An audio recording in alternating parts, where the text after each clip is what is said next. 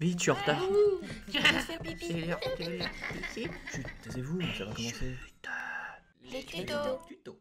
Les bases du pop-up. Coucou tout le monde. D'abord merci beaucoup, on a dépassé les 1000 abonnés et je suis super heureuse de voir que ça vous plaît. C'est très encourageant pour moi et pour la suite. Dans ce nouvel épisode, on va voir ensemble les bases du pop-up, c'est-à-dire les plis parallèles, réguliers et irréguliers. Pour ce tuto, il te faudra du papier, 160 grammes, c'est pas mal, un crayon à papier, une règle, une équerre ou un dispositif pour faire un angle droit, un stylet de pré-pliage, si tu t'en as pas une règle, fais l'affaire, des ciseaux, et si tu veux ajouter des décors sur ton pli parallèle, de la colle et de l'aquarelle par exemple. Pour les pop-up, moi je me réfère au très bon livre Pop-up Art et Technique qui répertorie tous les plis de base. Le pli le plus simple, c'est le pli parallèle. Pour le format, j'ai choisi un format carte postale x2, c'est-à-dire 10,5 x 15 cm x2. Il suffit donc de plier sa feuille en deux dans le sens de la largeur. Et pour avoir un pli bien propre, moi j'utilise un stylet de pré-pliage. Mais tu peux aussi mettre une règle au niveau du pli pendant que tu rabats ton papier. Si ton doigt longe bien la règle à travers le papier pendant que l'autre tient fermement la règle, ça devrait bien fonctionner. Ensuite, on va positionner l'emplacement des plis parallèles. Moi j'ai choisi de les faire à 3 cm du bord et de 1 cm de largeur. Il faut qu'ils soient perpendiculaires au bord plié.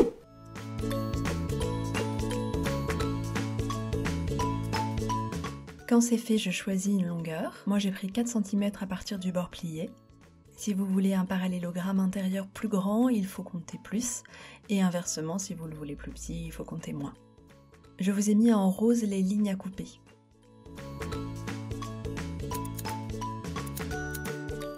Il ne vous reste plus qu'à ouvrir le pop-up pour rentrer les plis.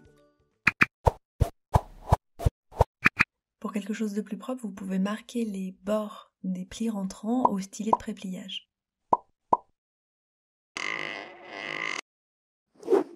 Et voilà, il ne vous reste plus qu'à venir coller un décor sur ces toutes nouvelles arêtes. Attention, le décor ne doit pas dépasser de la carte une fois plié. Alors pour ça, on colle une feuille contre l'arête et on ferme le pop-up. On reporte la forme de la carte et on fait son décor dans cet espace. On doit aussi faire attention à la hauteur des arêtes pour que notre décor les englobe.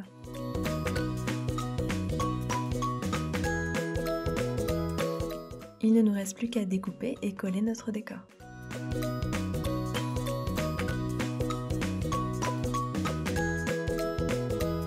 On peut aussi faire des plis parallèles réguliers qui n'ont pas la même longueur. Ici, je vous montre qu'en faisant au pif et sans mesurer, on obtient aussi de bons résultats. En tout cas sur les plis parallèles réguliers. La seule chose qui change ici, c'est que notre décor n'est pas sur la même ligne et qu'on peut donc créer un effet de perspective.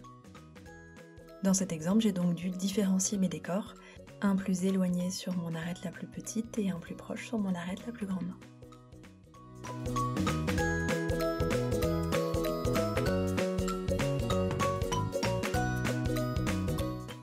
On peut aussi ajouter des éléments de décor sur le fond de la carte. Et voilà.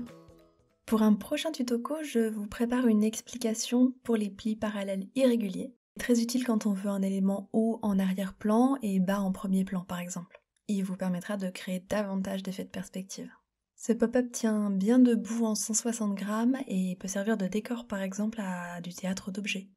C'est le cas du spectacle L'autre voyage d'Ulysse d'Aimé Zell Compagnie pour lequel je fais des kirigami.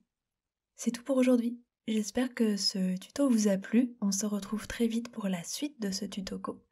Et d'ici là, n'hésitez pas à me faire vos retours et à me poser vos petites questions. À bientôt!